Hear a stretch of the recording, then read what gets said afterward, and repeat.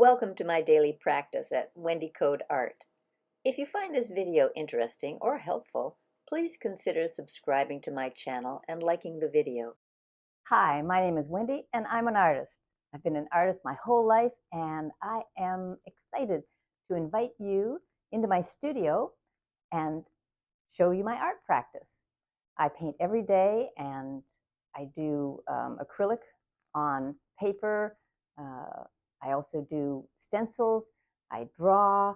I organize my studio space. I do a lot of things. For me, art is about problem solving, so there's always little tricks and tools that I can share with you along the way. So welcome. I'm so glad you're here. I have been working on walls and tables for a while. Yeah, it's slow but steady. And to name a cliche, that's how I plan to win the race. Slow but steady.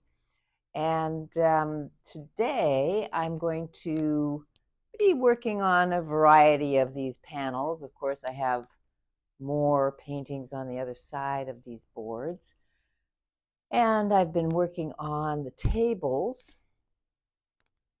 And this one is coming along. And this one I decided recently was done.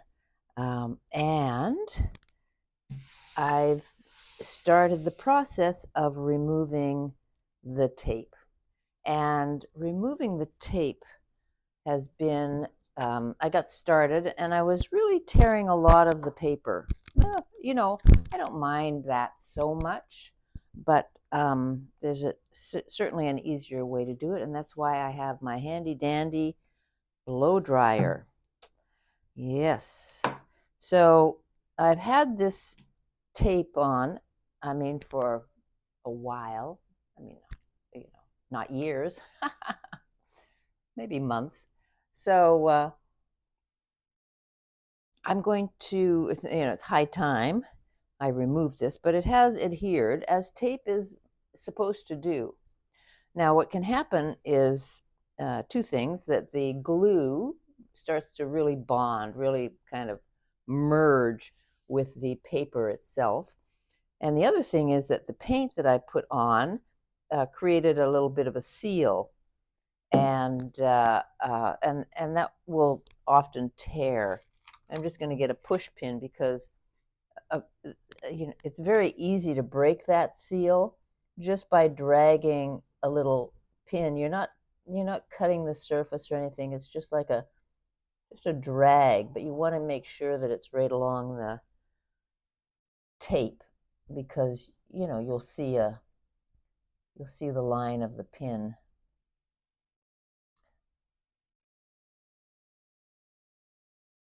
Otherwise, it's not so bad. So I'm going to get started here. Let's plug this in, and it's going to make a bunch of noise. So either cover your ears or I'll mute it, or reduce it or whatever. But you won't hear me talking. But you can see how this is in action, because I've talked about it a few times, but I never really demonstrated it. Hope it works. Well, first of all, this isn't working.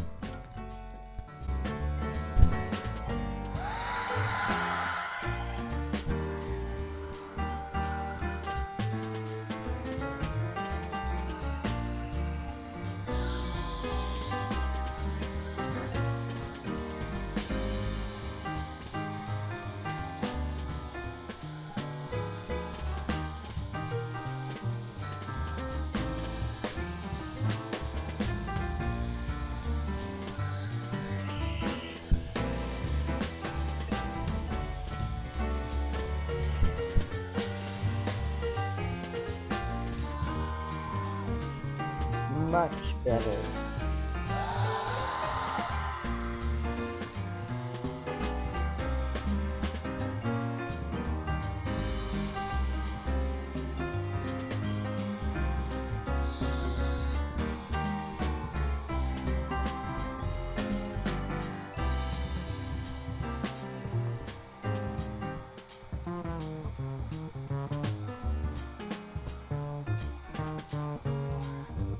So this is 100% no tears on the paper.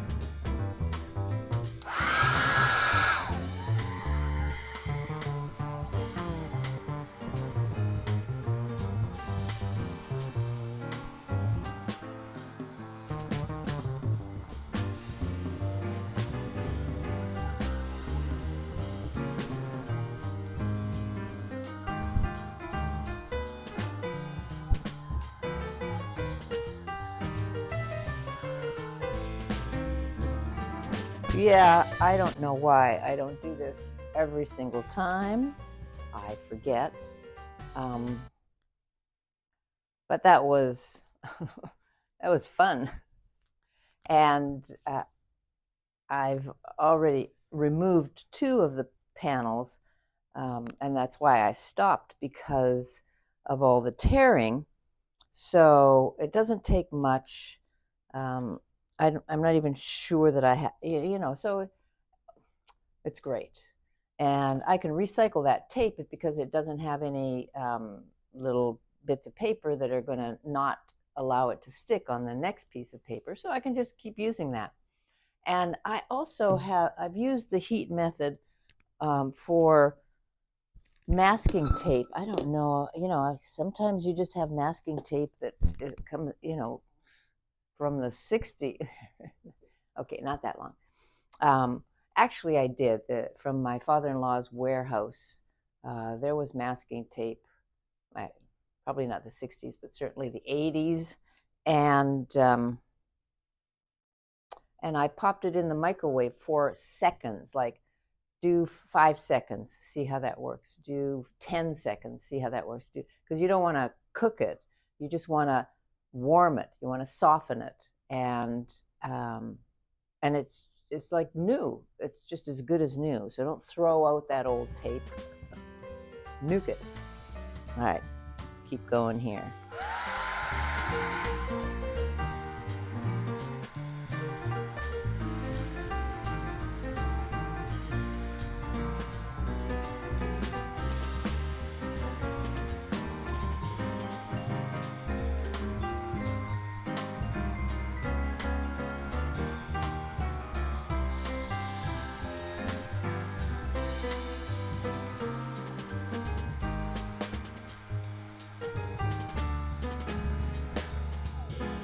This is about the speed. It's slow. It is slow, but steady.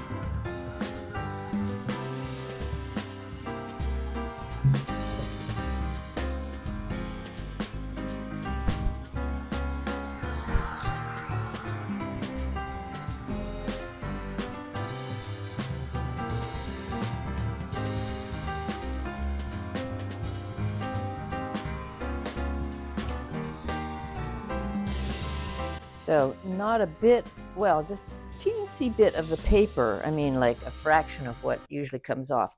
Now, what has happened is that the acrylic that was on the plastic liner, oh, I haven't even covered this yet, huh?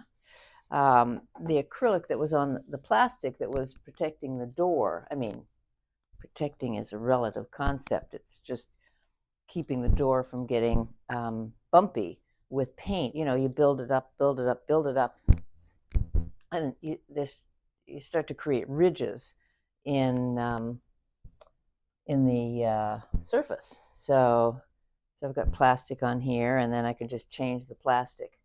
Now that did stick to the tape and came up. I mean, you can see, I don't know if you can see, but I can actually take this is just acrylic paint.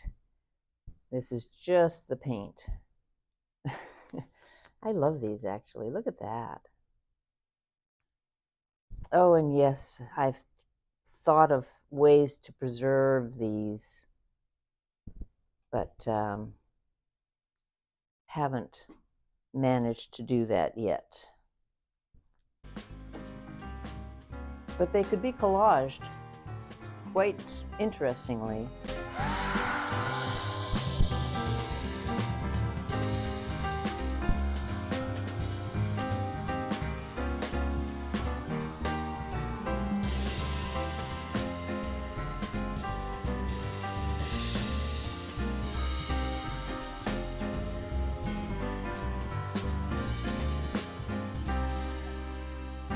All right, when I go too fast, the tape comes up, kind of like when it's fresher, like I just put it down a few days ago. So that's good.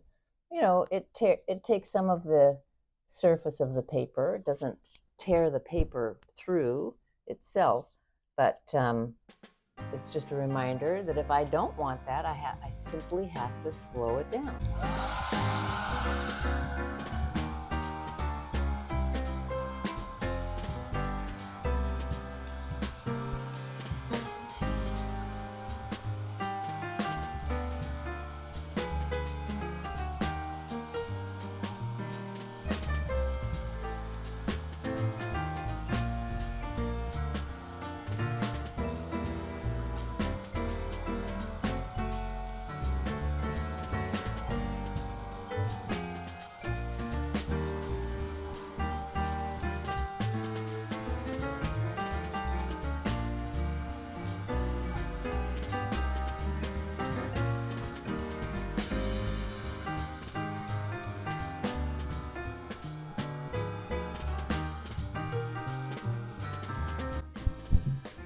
Very hard for me to slow down.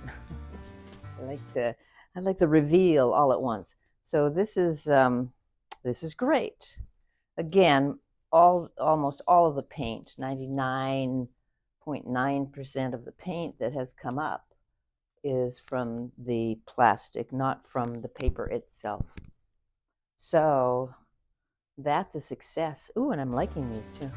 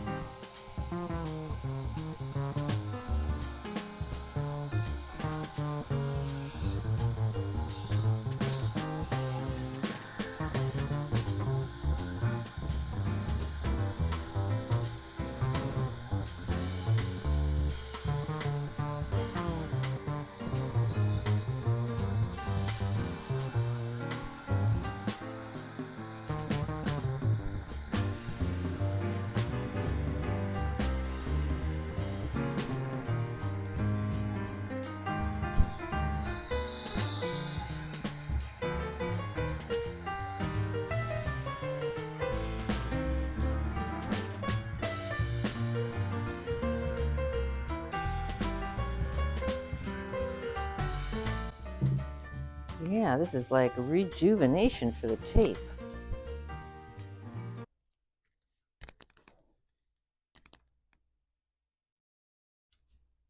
And I don't mind buying tape. Don't get me wrong. Plenty of tape in the world. I like to recycle because I worry about the impact. You know, I mean, I guess not enough to not do and to change my whole practice. Yeah, that's probably the better direction. And I guess I'm heading that way. But, you know, every little bit helps. You know, use things twice.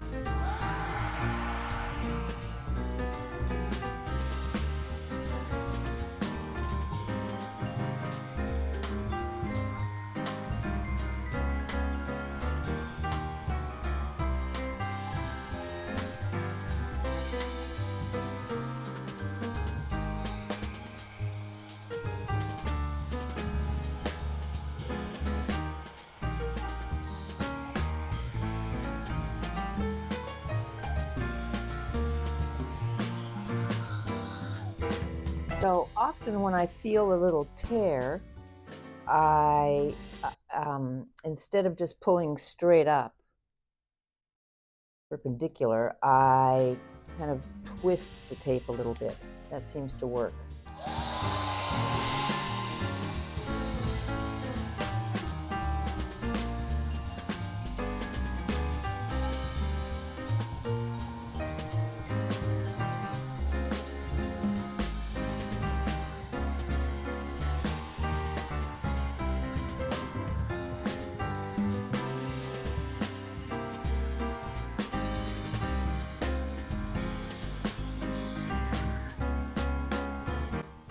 Yay! And voila!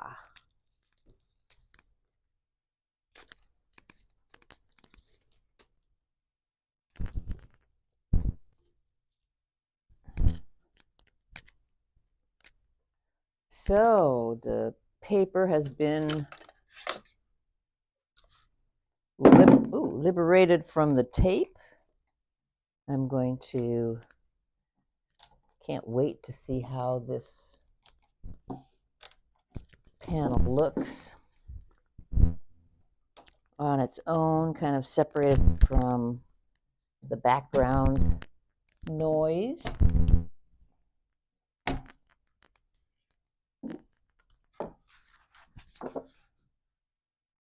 And then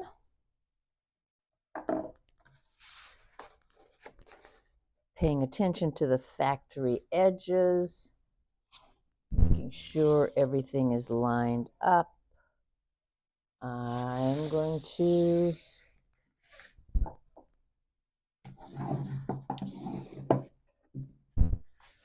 give it a tear.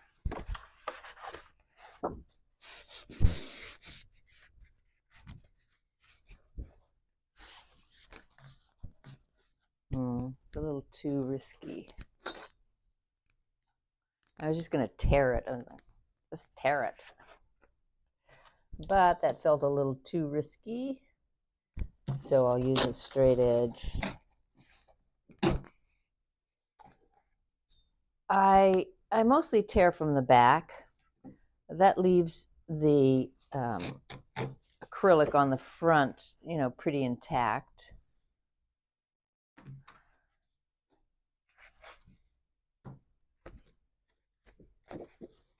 And these are the individual, this is how they're meant to be.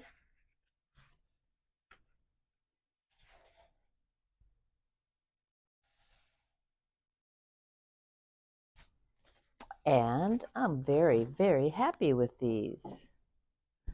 And I'm very happy that I have gotten, oh, I have one piece of tape left. It's always the way. But I still have my blow dryer, so here we go.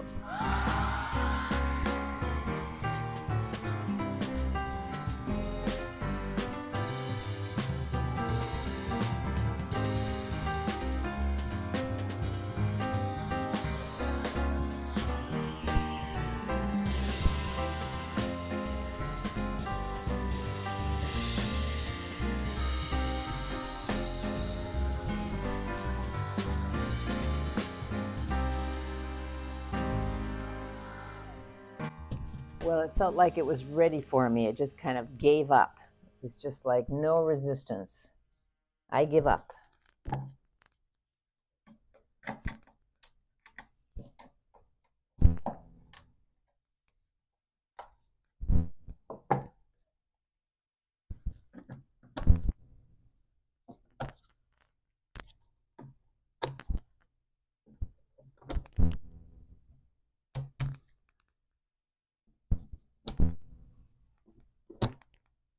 And the last panel, and the last time you'll see it as a panel.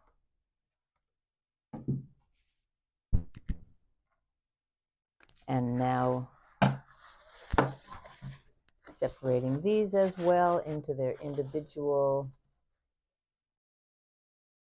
components, all 4 of them.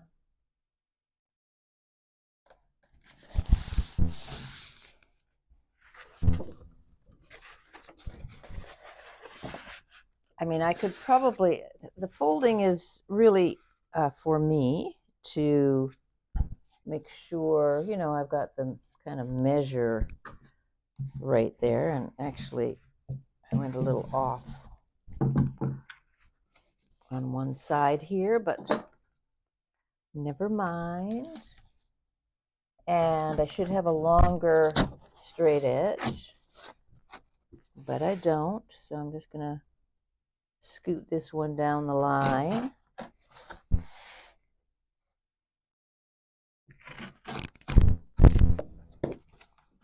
Which was made possible only because I had folded it. And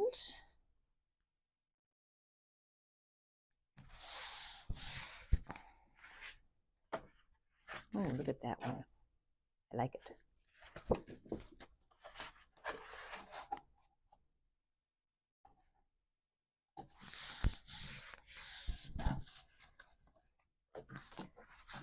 It's like unwrapping a present.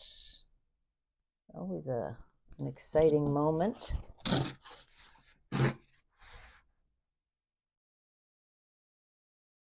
I really have made all the mistakes that are possible to make while tearing paper, so I just pause now and again for the extra certainty.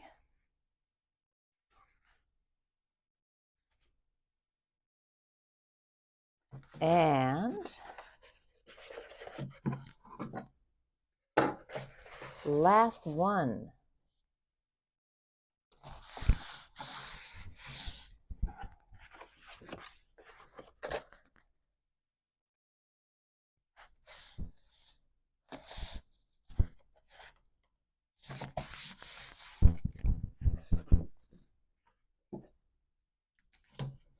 Paper is so amazing. You know, it's so malleable.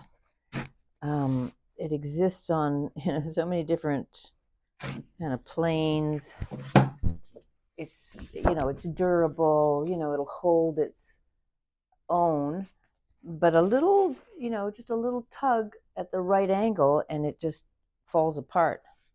I'm kind of not unlike myself, or some people that I know. So this is one of my favorite goddesses, the goddess of the city with the city wall on her head. Love that. And the other goddess has just about disappeared. That happens. And this one I think is going to be scrapped because at some point, I know what happened. I left one of my stencils on top, and it had wet paint, and the wet paint adhered to the paper. And I did not have my trusty, I'm not even sure if that would work, but I think it would. But I don't know. It's not like this kind of plastic. Those stencils are, copy machine paper transparencies. So, well, maybe I'll test it one day, but this can go into a scrap pile, and I'll do something else with that. Maybe I'll make a book. So these are all ready to go. Very happy with the results.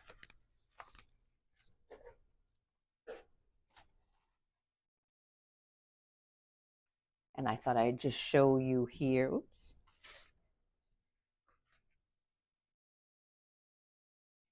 Abstract yet figurative. Gods and goddesses on abstract planes, landscapes, spaces. Anyway, you get my drift. So now that this is all free, I'm gonna just do it again. I don't think I have anything on the other side, no.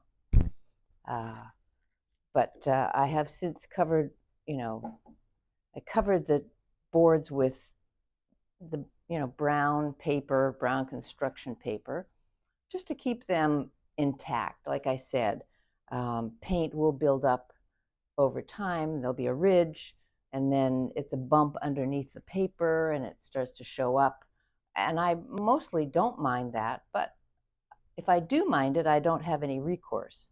It's already there. So I try to, I'm trying to just kind of keep it where I can easily switch it out if I need to. And then we have these fabulous pieces of abstraction. Now that could go over the area that was slightly damaged. Now look at that. It's coming from the same palette, the same colors, the same, just the same place. And there's even another little piece. I just noticed there's another tear. And so this can also be attached. Now that's not bad at all.